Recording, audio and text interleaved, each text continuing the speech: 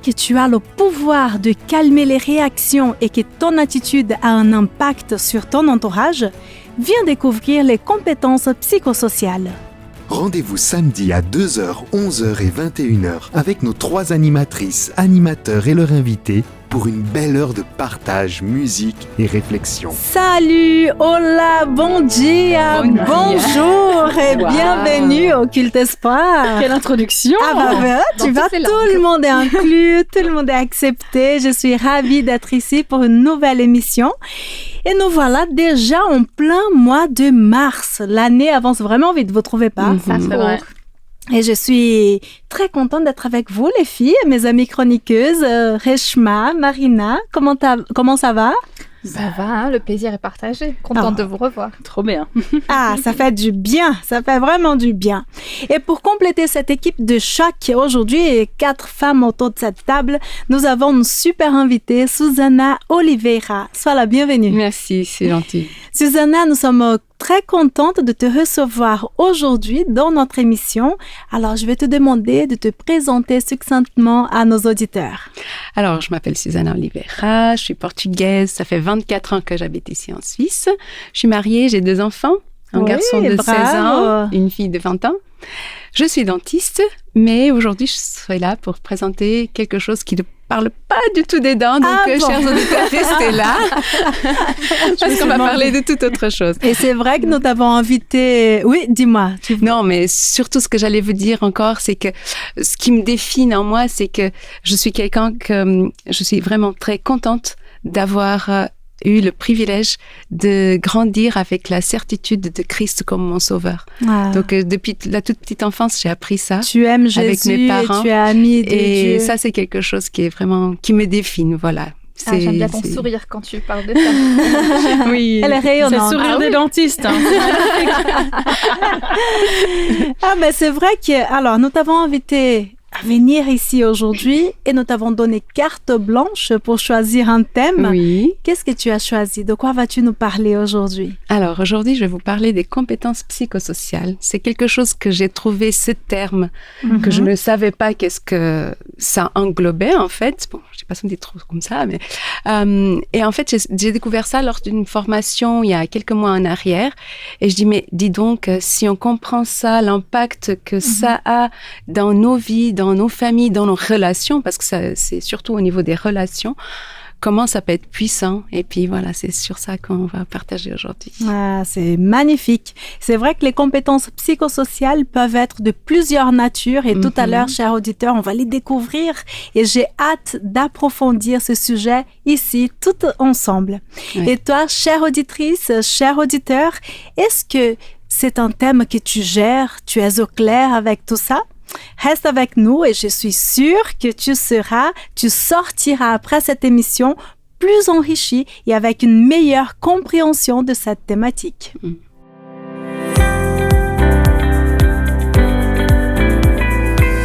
Reshma, on te confie la chronique Dieu dans ma semaine. Quelle responsabilité, hein? Ah oui, très grosse responsabilité.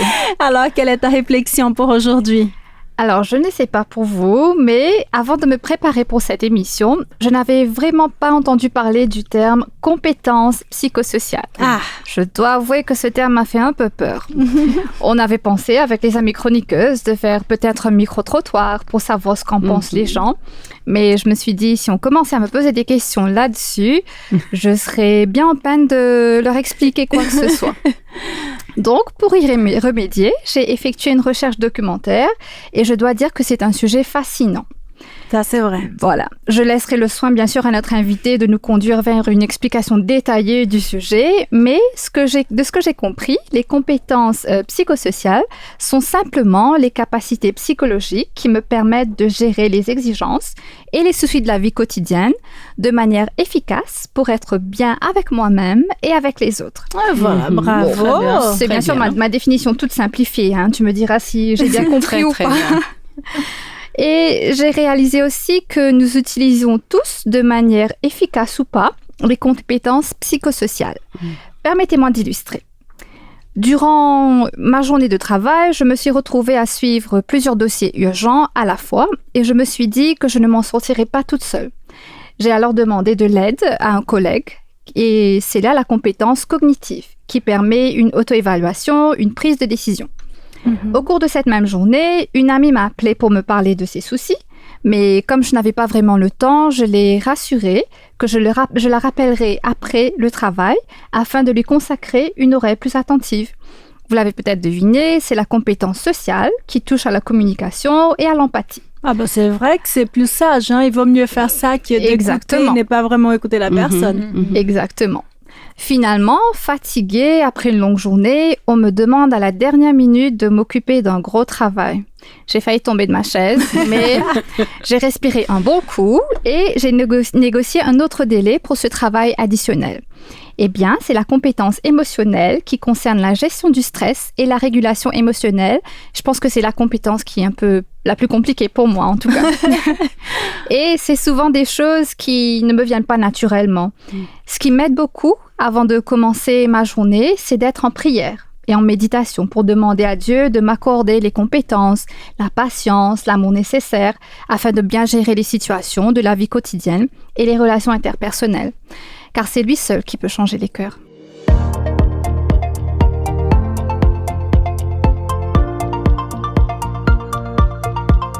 Et voilà, chaque semaine, nous avons le bonheur de chercher partout dans nos Bibles des textes bibliques qui nous encouragent et qui nous motivent pendant toute la semaine. Et alors, pour cette semaine, quelle est la trouvaille, Reshma? Donc, pour cette semaine, c'est le verset 7 dans le chapitre 64 du livre d'Ésaïe qui dit ceci. « Pourtant, Seigneur, tu es notre Père. Nous sommes l'argile et tu es le potier. Tes mains nous ont tous formés. Dieu, qui est notre Père par excellence, nous connaît mieux que personne d'autre, car c'est lui qui nous a formés. C'est notre Père qui peut nous façonner et nous accorder de vivre une vie épanouie en lui. » Voilà un verset rassurant puisque celui qui nous a créés nous connaît parfaitement et il veut toujours notre bonheur. Oui.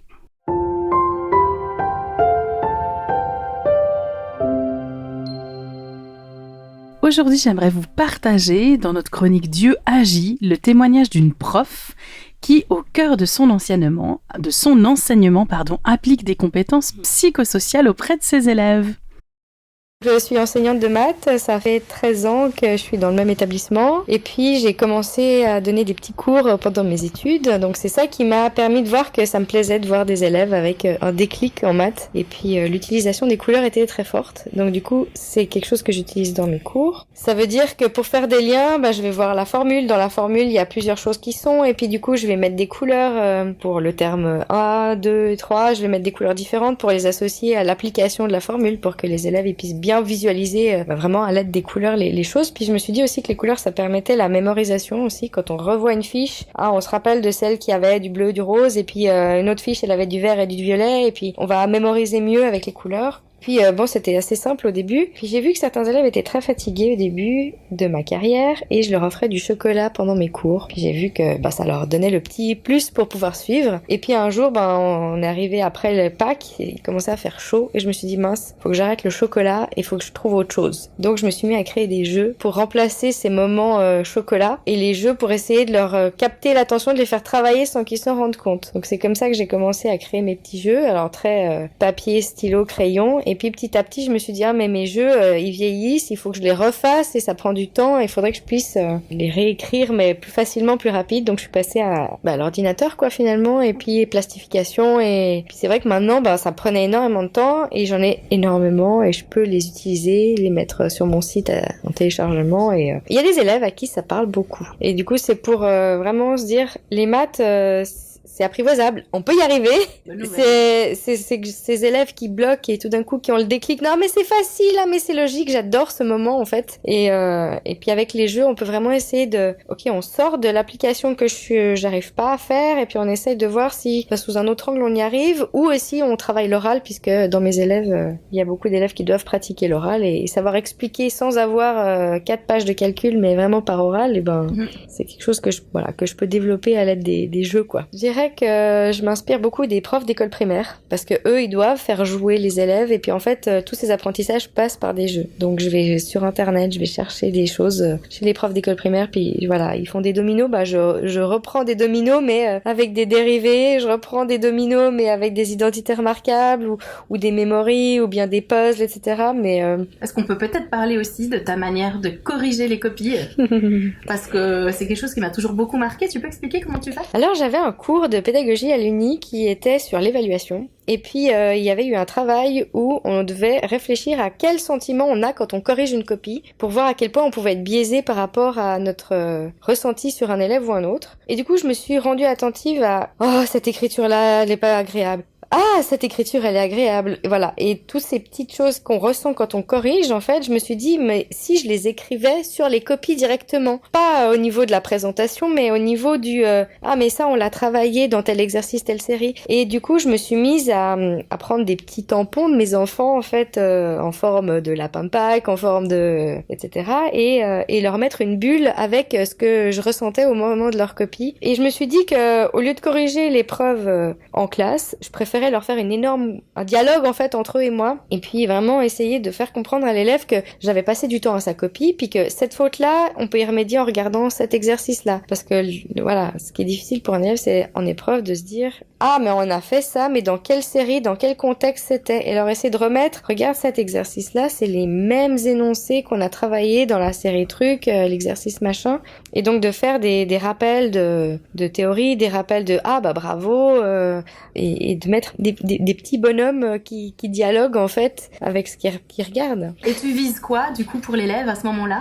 En fait, j'ai des élèves des fois qui avaient eu des mauvaises notes au début de ma carrière, et puis ils voient la note et ils déchirent la copie. Et je me disais mais en fait ça sert à quoi que je mette des commentaires, des marques, etc. si en fait tout ce qui les intéresse c'est la note et c'est tout. Donc en mettant ces petits tampons, ces petits dessins, ces petits commentaires, en fait ils vont vouloir aller voir qu'est-ce que t'as toi. Ah t'as le petit loup, ah t'as la petite sorcière, t'as le petit machin, un truc. Et c'est vrai que du coup ils ont envie de lire, ils ont envie de regarder, et puis donc ils la jettent pas tout de suite quoi. Il y a un effet, je vais essayer d'apprendre, de corriger mes fautes, de voir plus d'élèves qui vont regarder les commentaires, et puis voir ce qu'il faut faire pour corriger quoi.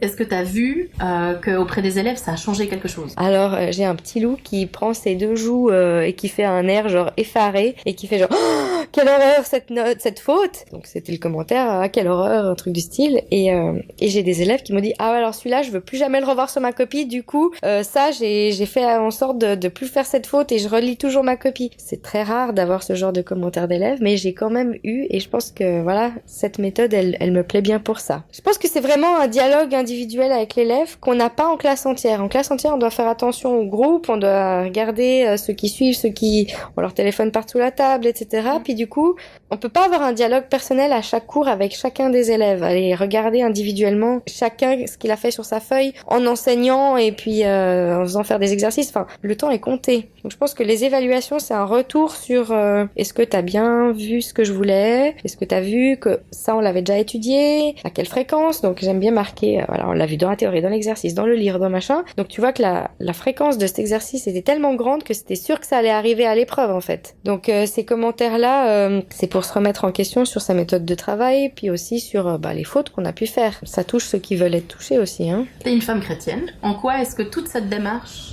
est en lien ou pas avec ta foi?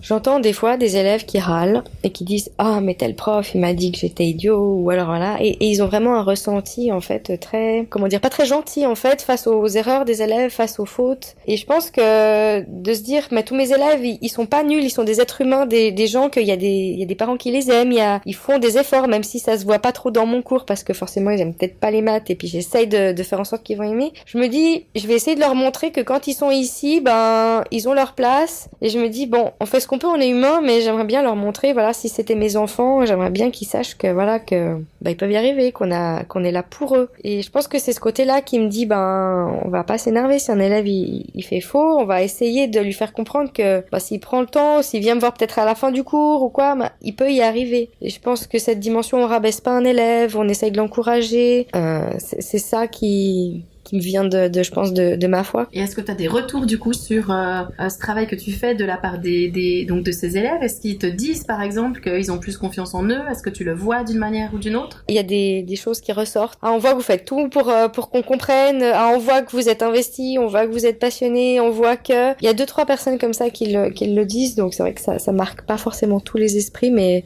t'as envie de dire un truc encore? Les maths, c'est accessible. Et tout ce que vous voulez, c'est accessible. Il suffit de se donner les moyens pour essayer. Comme le sportif, voilà, il doit aller sur le terrain. Puis le supporter, il peut comprendre toutes les fautes, mais s'il va pas sur le terrain, il peut pas être bon et performer. Donc voilà, c'est ce que je dis à mes élèves. S'ils réalisent leur cours, ça suffit pas, faut pratiquer et avec une page blanche au départ. Nous venons d'entendre un témoignage fascinant de quelqu'un qui utilise la bienveillance chaque jour dans son milieu professionnel. Quel plaisir! Et je profite pour remercier nos auditeurs et nos amis qui sont toujours bien disposés à nous donner leur témoignage. Maintenant, c'est à ton tour, Susanna, de partager tes réflexions sur les compétences psychosociales. Très bien. Alors, j'aimerais commencer par un petit peu d'histoire. D'abord, savoir quand est-ce que ça a commencé, où est-ce que ça a commencé. En 1986, il y a eu la conférence internationale pour la promotion de la santé de l'OMS. Et à ce moment-là, à Ottawa, au Canada, ils ont parlé de compétences psychosociales ou life skills en anglais.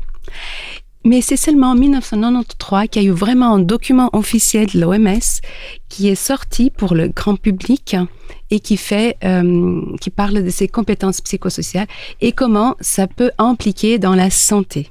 Et justement, comme tu as parlé tout à l'heure, il y a la définition de ce que c'est une compétence sociale par l'OMS, et je cite: c'est la capacité qu'une personne a à répondre avec efficacité aux exigences et aux épreuves de la vie quotidienne. Autrement dit, c'est la capacité d'une personne à maintenir un bien-être subjectif qui lui permet d'adopter un comportement approprié et efficace et positif dans toute occasion, par des interactions qu'elle a avec les autres, avec l'environnement, avec la culture, etc. Alors, qui n'aimerait pas avoir ces capacités bien développées, pouvoir réellement avoir cette capacité de contrôler ses émotions, de comprendre l'autre personne, d'avoir cette oreille attentive et surtout de ne plus être esclave de ses émotions, de ses réactions. Donc, ça me fait écho, je ne sais pas à vous, de quelques versets bibliques, parce que dans la Bible, on a aussi des versets qui nous parlent de ça. Par exemple, un verset pour la colère que j'ai trouvé ici, Proverbe 16, 32, qui dit « Qui est lent à la colère vaut mieux qu'un homme fort. Et qui gouverne son esprit vaut mieux que celui qui prend une ville. » C'est fort quand même, hein? Ouais. Bon, revenons à la notion de bien-être. Comme vous le savez probablement, pour avoir un bien-être physique et psychique, il y a 2 composantes. On a les facteurs positifs ou les facteurs de protection qu'on a, et on a les facteurs négatifs ou les facteurs de risque. Et c'est bien sûr cet équilibre qu'on a entre ce qui est positif et négatif qui va permettre qu'on ait vraiment ce équilibre et ce bien-être. Les compétences psychosociales font partie de ces facteurs positifs qui peuvent nous aider vraiment à gérer nos émotions. Et comme tu as dit très bien, donc il y a plusieurs compétences psychosociales. Elles sont séparées en 2 groupes. Les compétences sociales, qui sont liées par exemple à la communication, une écoute active, la communication non violente. Il y a aussi l'empathie, donc la capacité d'écouter et comprendre le point de vue de l'autre et avoir la capacité d'exprimer cette compréhension. La capacité de négociation, de gestion des conflits, la capacité de coopération et de collaboration en groupe et les compétences de persuasion et d'influence. Quand on pense à tout ça, j'imagine qu'on peut imaginer plein de situations dans nos vies où cela est nécessaire. Puis on a aussi les compétences cognitives, c'est des compétences de prise de décision et résolution de problèmes. Les compétences d'auto-évaluation, où on peut analyser en fonction de ce que nous, on est, de nos croyances, de nos normes, de nos valeurs pour prendre des décisions. Et finalement, on a les compétences émotionnelles, que sont ces compétences de régulation des émotions, la gestion du stress, de la colère, de l'anxiété, aussi la capacité d'auto-évaluation et autorégulation qui favorise aussi la confiance de soi, l'estime de soi. Et puis peut-être que vous pouvez vous dire, mais est-ce que ce n'est pas un effet de mode de parler de tout ça? Estime de soi, empathie, bienveillance, psychologie positive, communication non violente. Et non, c'est quelque chose qui est bien documenté par les recherches scientifiques depuis 20 ans. Il y a des recherches qui parlent de ça. Effectivement, on n'a peut-être pas, peut-être vous un peu plus, mais moi, dans ma génération, on ne parlait pas trop des émotions, surtout si c'était des émotions négatives. Les garçons n'ont pas le droit de pleurer. Si on a peur, c'est parce qu'on n'est pas courageux. Voilà, on ne pouvait pas parler de ces choses-là. Et malheureusement, on n'a pas partagé non plus ça avec nos enfants. On n'a pas appris à nos enfants à en parler. Ouais, il y avait une tendance à cacher un petit peu. De ces émotions, exactement. Il faut surtout montrer ce qui est positif et ce qui est négatif. Tout à fait.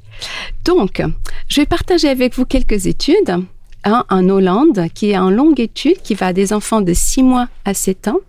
Et on a vu que les enfants qui sont suivis par des parents empathiques, tous les deux avec de l'empathie, il y a un épaississement du cortex préfrontal. D'accord ? D'autres études montrent que la bienveillance et de l'empathie développent le cortex préfrontal, surtout au niveau cortex orbitofrontal, qui est une partie du cortex préfrontal, qui permet d'avoir de l'empathie, d'aider l'enfant et l'adulte, la personne en fait, à faire face aux émotions, capacité de choix et avoir le sens éthique et moral. Au contraire, quand l'enfant est puni et humilié physiquement ou verbalement, le cortex préfrontal ne se développe pas. Oui. Et donc, l'enfant perd toutes ces capacités que j'ai dit là, seulement parce qu'il n'a pas dans son entourage quelqu'un qui est empathique et qui lui aide à avancer dans ses compétences. Parce que ces compétences, justement, elles ne sont pas innées, comme on peut comprendre. C'est quelque chose qui s'apprend et c'est surtout les adultes, les parents qui sont les plus proches ou les professeurs qui vraiment ont la responsabilité, parce que l'enfant apprend beaucoup aussi par imitation et qui ont vraiment cette responsabilité. C'est un travail qui va se passer pendant des générations. Là, c'est pas quelque chose qui va se faire tout de suite, mais qu'il faut commencer maintenant, surtout quand on voit tout ce que nos enfants ils regardent aujourd'hui. Quand on regarde, par exemple, les influenceurs, le besoin d'avoir une capacité, une pensée logique et critique pour faire les décisions.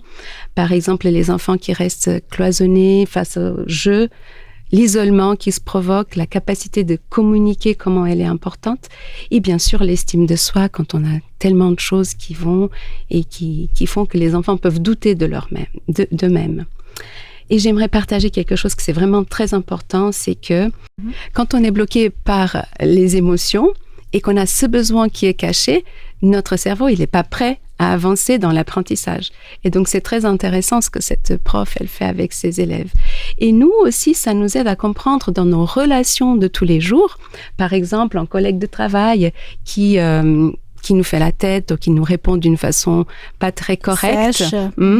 Quand on comprend que derrière cette émotion, il y a un besoin, ça va permettre de prendre du recul, de ne pas prendre cette émotion contre nous, mais comprendre qu'il y a un besoin qui est derrière et puis pourquoi pas prêter une écoute active, avoir une communication non violente avec cette personne pour l'aider à comprendre cette émotion et aussi à avancer. Donc, c'est des choses qui peuvent nous aider.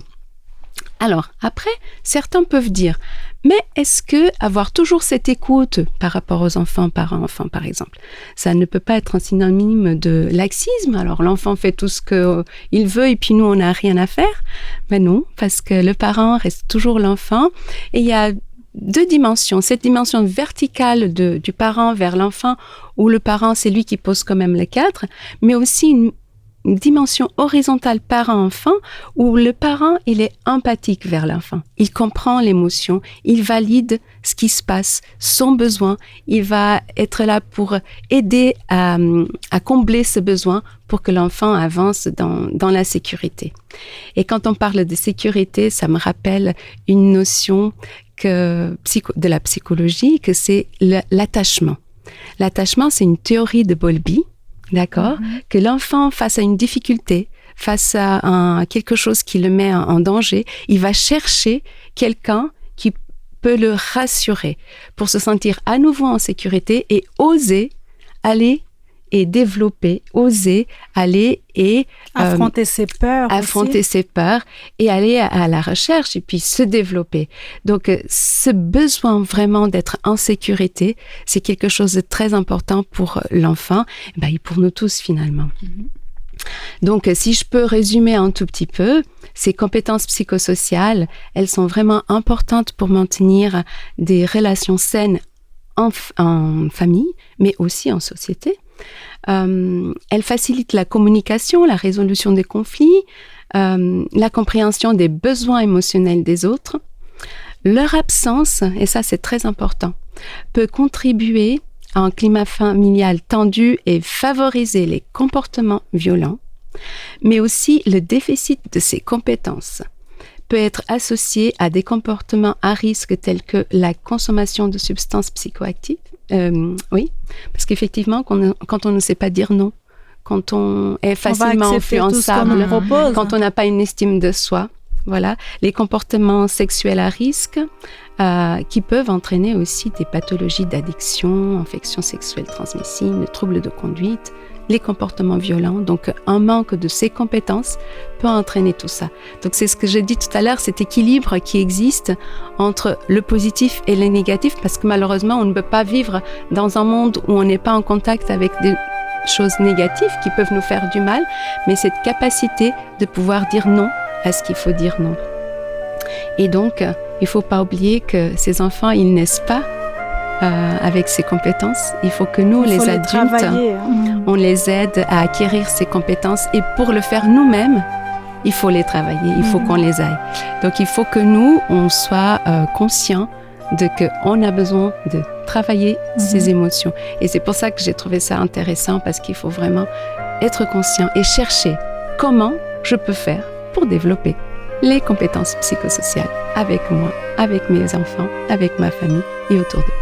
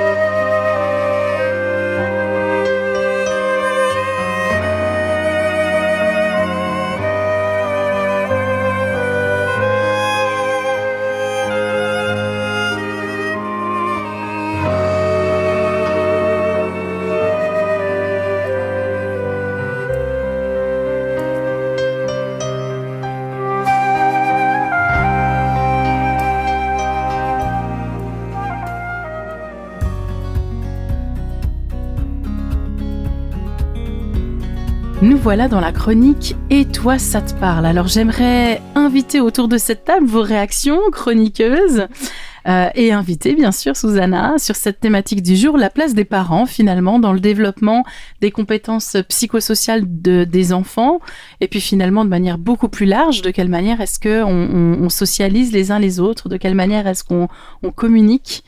Voilà, place à vous.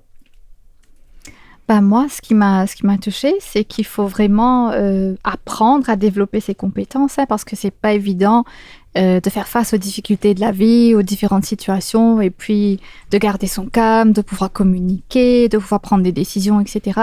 C'est quelque chose qu'il faut travailler.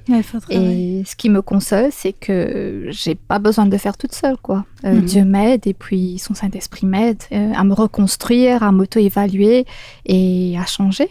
Et les personnes qui sont aussi autour de nous, hein, d'ailleurs, c'est l'importance que tout le monde soit sensible à ces aspects-là. Et, mais c'est vrai, je trouve magnifique, c'est très beau tout ça dans la théorie, mais je trouve pas évident en fait après à appliquer. Ok, on n'est pas méchant, on ne cherche pas à faire du mal, mais dans la vie quotidienne, avec les enfants, par exemple, il suffit qu'il y en a un qui te parle mal et on a tendance déjà à se replier sur soi, fermer, à ne plus communiquer. Et, mais c'est très intéressant et important de travailler ça pour reconnaître le moment de difficulté. Il dit, voilà, même si j'ai envie de ne plus parler, bon, ça m'arrive, hein, par exemple, je suis fâchée, j'ai plus envie de discuter avec mon mari ou avec mon enfant. Mais c'est là où il faut se forcer et se dire, tiens, voilà, j'ai appris comme ça. Et l'idéal, c'est cette action-là je vais agir de cette manière. De toute façon, c'est pas quelque chose qu'on va acquérir sur un moment. C'est un apprentissage de toute la vie. Plus tôt on commence à le faire, plus on a de la chance de devenir des adultes qui savent utiliser ces capacités. Mais ce n'est jamais trop tard. Et c'est intéressant ce que tu dis, plus tôt on commence, mieux c'est. Tout à fait. Ils ont fait des expériences au Danemark, à partir de 3 ans maintenant, on enseigne l'empathie dans les écoles et dans les crèches. Et ils se sont rendus compte, grâce à cette compétence qui était acquise, que ces enfants qui ont autour de 10 à 12 ans, ils étaient tout à fait en capacité d'agir quand ils étaient face à du harcèlement scolaire, par exemple. Ça veut dire qu'ils ont suffisamment de compétences pour observer quelque chose, une situation, voir qu'elle n'est pas acceptable. Et puis, au lieu de reculer, à un moment donné, d'être en action et puis de mettre fin à ces phénomènes de harcèlement. De protéger l'autre et donc, venir en aide. C'est ça. Et je trouve ça très intéressant de me dire, voilà, on va inculquer quelque chose, on va prendre du temps aussi, puis ça nous fait travailler aussi en tant que parents peut-être, autour de nos enfants sur ces compétences.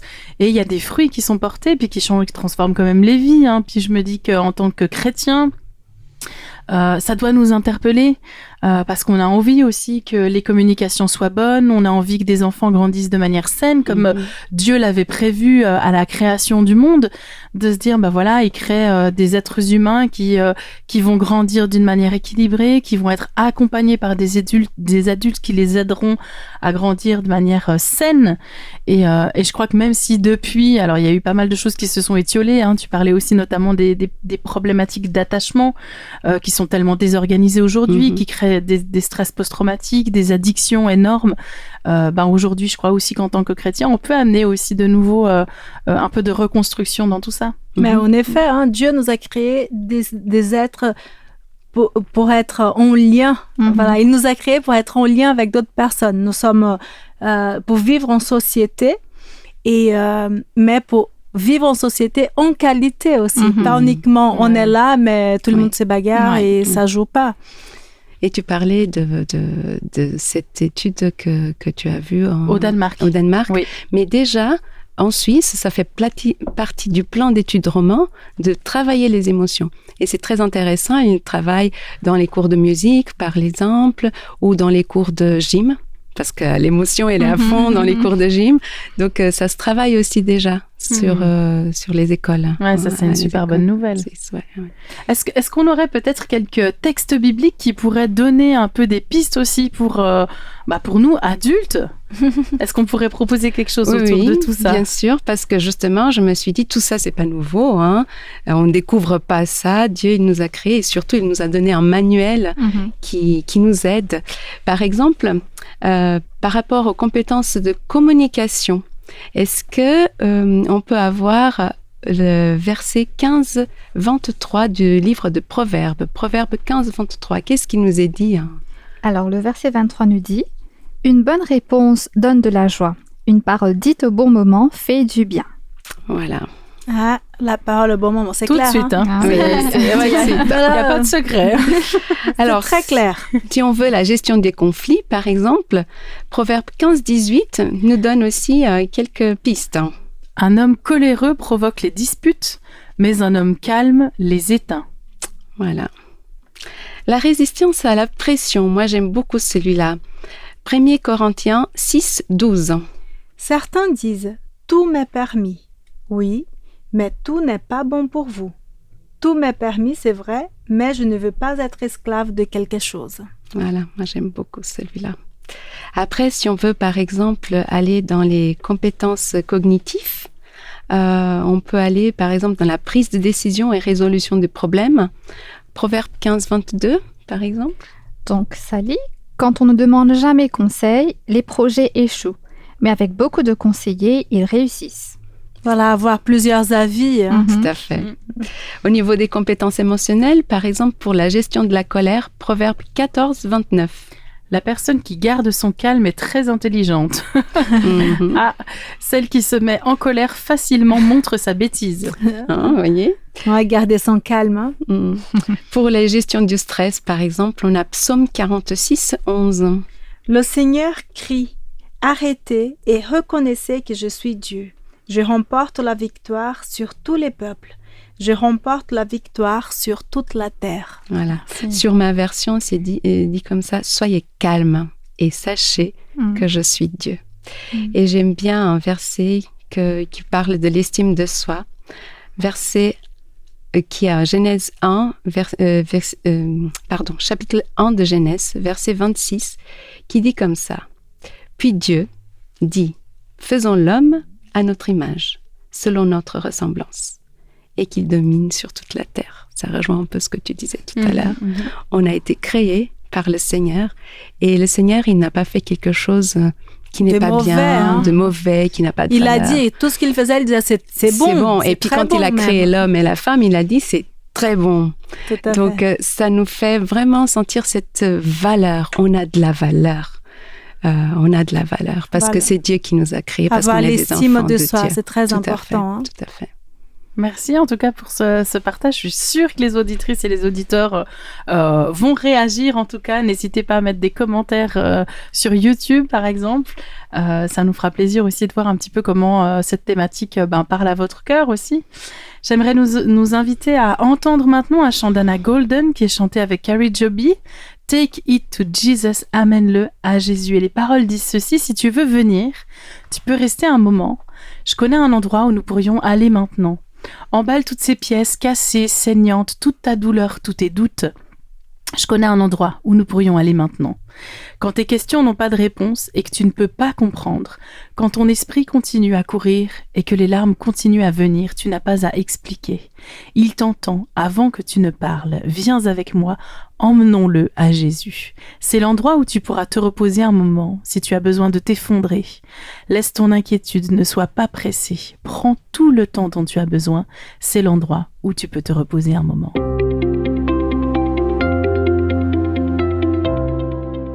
Je crois que qui que l'on soit, parents, enseignants, dans les professions autour des bébés, des enfants, des préadolescents, des adolescents, des jeunes adultes, et puis finalement l'accompagnement de l'humain, vers les compétences psychosociales, ça reste un défi particulièrement difficile. Les paroles de ce chant que nous venons d'entendre peuvent faire d'ailleurs du bien. C'est vrai que nous avons fait face à cette transition, à le nourrisson qui devait tout apprendre de nous, respecter nos codes, entrer dans notre moule, est devenu un bébé doté de compétences. Il est du devoir du parent, de l'enseignant, du soignant de tout mettre en œuvre pour développer les potentialités de ce bébé. Quelle responsabilité, c'en est presque vertigineux parfois, tellement on se dit mais est-ce qu'on va y arriver? C'est ça, on peut se décourager. Ne découragez pas ceux qui ne sont pas encore parents. C'est ça. Alors, pas de panique, c'est pas toujours simple, soit, mais ce n'est pas impossible de travailler avec les enfants. Ce gros mot, des compétences psychosociales que tu nous as bien décrit. Merci, Susanna. Alors, on est quelques-unes autour de cette table. Place à l'émergence d'idées, des outils. Que pouvons-nous proposer comme outils à nos auditrices, nos auditeurs, pour les soutenir dans le développement des compétences psychosociales avec les enfants? Ou entre nous, finalement, de manière plus large. Alors, moi, j'ai pensé à un jeu de Clémentoni. Donc, c'est une édition qui ont créé un jeu qui s'appelle Les mots magiques. Ah, ça fonctionne comment? Alors, c'est un jeu qui s'adresse aux enfants de 3 à 5 ans. On y découvre une fleur, la fleur de la gentillesse, c'est trop chou. Et c'est 8 pétales de mots magiques. Alors, les mots magiques, pardon, bonne nuit, voilà. S'il te plaît, les mots merci, de base. Est-ce que je peux, de rien, je t'aime, enfin voilà. Et l'enfant va trouver les scènes de la vie quotidienne à compléter avec la pétale magique, qui correspond par exemple, mamie demande ma petite Aline, est-ce que tu veux bien m'apporter de la farine? Je dois faire un gâteau, donc il me faut plein de farine. Alors, je lui apporte de la farine. Comme elle me dit merci, mamie, moi je lui réponds de rien. De rien. Voilà, c'est le premier apprentissage. Exactement. Voilà, c'est que de rien qui est possible dans les mots choisis. Et voilà que nos petits enfants de 3 à 5 ans vont travailler la socialisation, les émotions, l'empathie autour d'un moment ludique. Je pense aussi au jeu des besoins créé par Committees. Alors, tu le disais tout à l'heure, Susanna, derrière toute émotion, il y a un besoin. Alors, Committees a créé un jeu avec 64 cartes d'alphabétisation. Donc, vous voyez ici. Ouais, elle est bien équipée, Marina. Quelques cartes. Bien, c'est un jeu qui est fondé sur l'approche de la communication non violente et puis il permet justement de déployer des compétences psychosociales, son intelligence émotionnelle, identifier et accueillir ses besoins. Alors il y a 9 règles du jeu différentes pour s'amuser puis varier les plaisirs évidemment. Alors on t'explique d'abord en gros que sont les besoins, les familles des besoins et comment être responsable de tes besoins. Comment tu peux les exprimer, comment tu peux demander de l'aide quand tu reçois un besoin. Alors par exemple, tu peux mimer les besoins profonds, tu peux découvrir tes besoins qui sont insatisfaits, aller à la rencontre de tes besoins qui ont eux été satisfaits, réfléchir sur le souvenir de tes besoins passés. Alors si tu choisis la règle du jeu de découvrir tes besoins insatisfaits, tu vas observer les cartes de besoins sur la table et tu vas te questionner de quoi est-ce que j'ai besoin en ce moment. Et tu pioches quelques cartes, tu dis voilà, moi j'aurais besoin peut-être de sécurité, j'aurais besoin de justice, j'aurais besoin de lâcher prise. Alors là, carrément. Tu évalues ensuite l'intensité de ton insatisfaction. Est-ce que c'est un petit peu en tension? Est-ce que c'est en grande souffrance? Comment est-ce que tu te sens quand ton besoin est insatisfait? Comment ça se manifeste? Par des émotions, des réactions? Et ensuite, chaque participant est invité à prendre la parole et à partager ce qu'on vient de dire, indiquer son besoin satisfait, son intensité, les ressentis.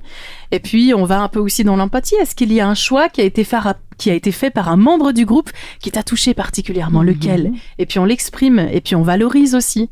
On se questionne aussi, pourquoi ce besoin finalement est insatisfait? Est-ce que c'est de ma responsabilité? Est-ce que je suis empêchée de pouvoir avoir ce besoin satisfait?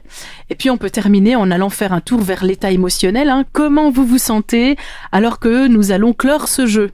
Et là, évidemment, Committees a créé le jeu de cartes des émotions. Alors, on peut combiner les deux jeux possibles et on va ensuite à la découverte des émotions.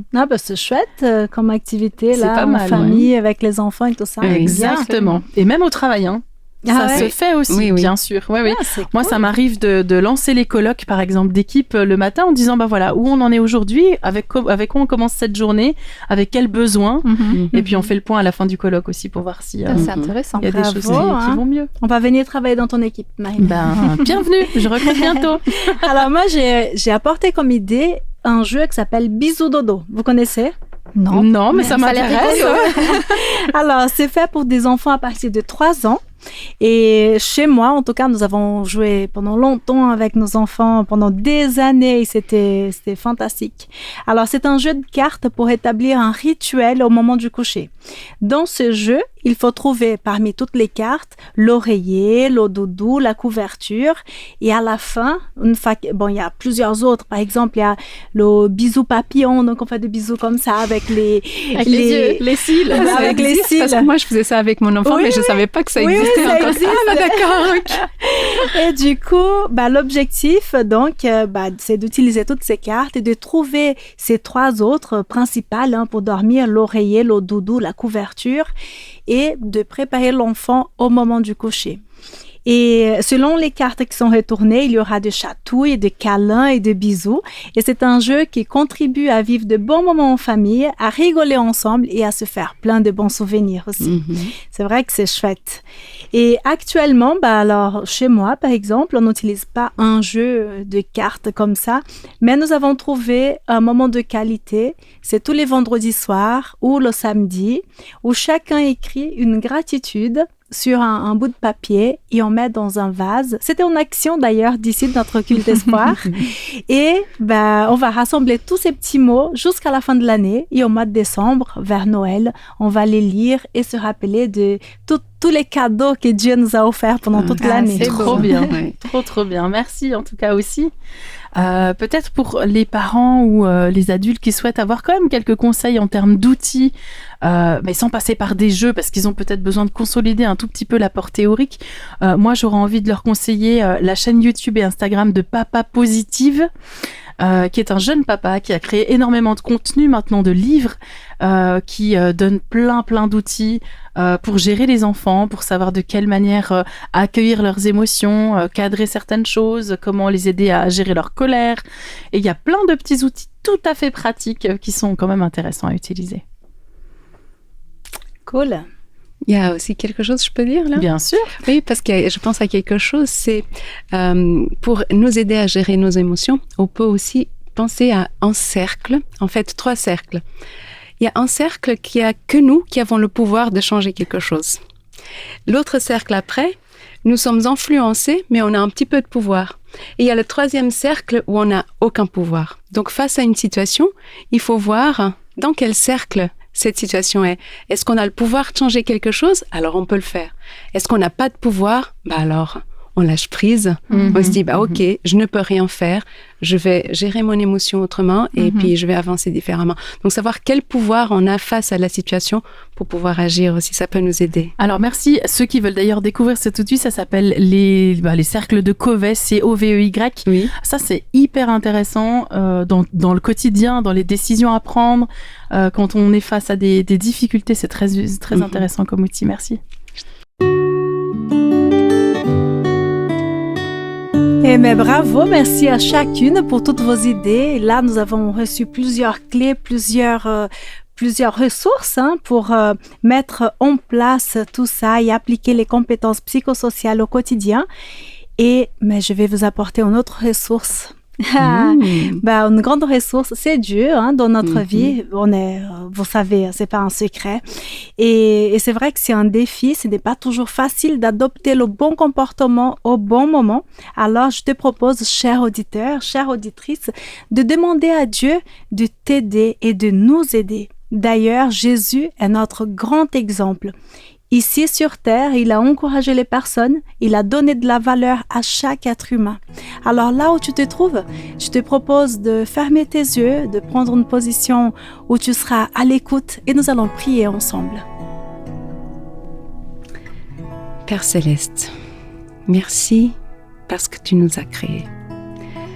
Merci parce qu'on a de la valeur à tes yeux. Merci parce que tu as tellement de bonnes pensées pour nous. Tout ce qu'on peut faire avec toi, c'est inimaginable. Il n'y a pas de limite. Alors Seigneur, je te demande, pour chaque auditeur, chaque auditrice, pour chacun d'entre nous qui est là, que tu puisses nous entourer avec ton amour et que cet amour déborde vers les autres personnes pour qu'on puisse avoir de l'empathie, de l'amour, la compréhension, la capacité d'écouter, de comprendre, d'aller vers les autres, d'aider. Ces compétences qu'on a parlé ici, aide-nous à les développer. C'est pas d'un jour à l'autre qu'on le fait, mais ce n'est pas impossible parce qu'on sait qu'avec toi, tout est possible. Tu nous donnes la sagesse pour avancer et pour le faire. Merci parce que tu es avec nous chaque jour de notre vie. Et on te demande tout ça au nom de Jésus. Amen. Amen.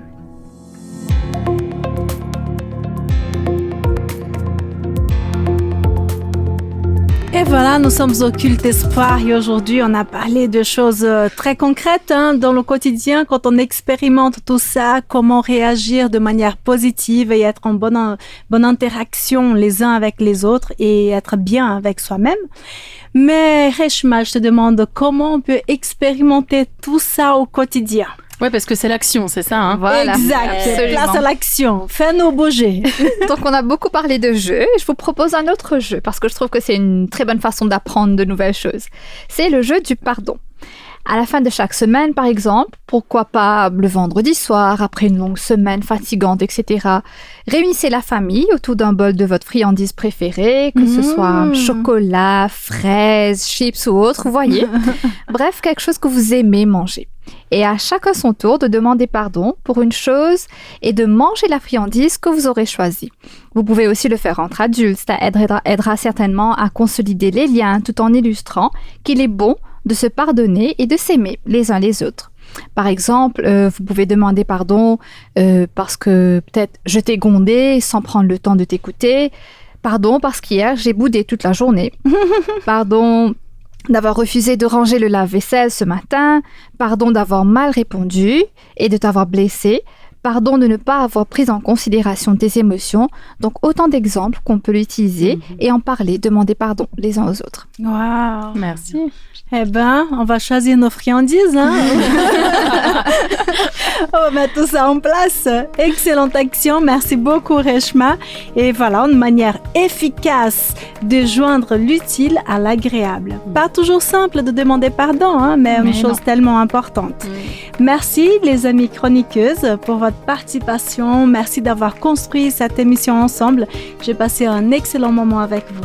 Partagé. Merci beaucoup. Alors, vous pouvez pleurer et dire merci. Merci, Mildred. Susanna, je te remercie aussi d'être venue à notre culte d'espoir. C'est un plaisir.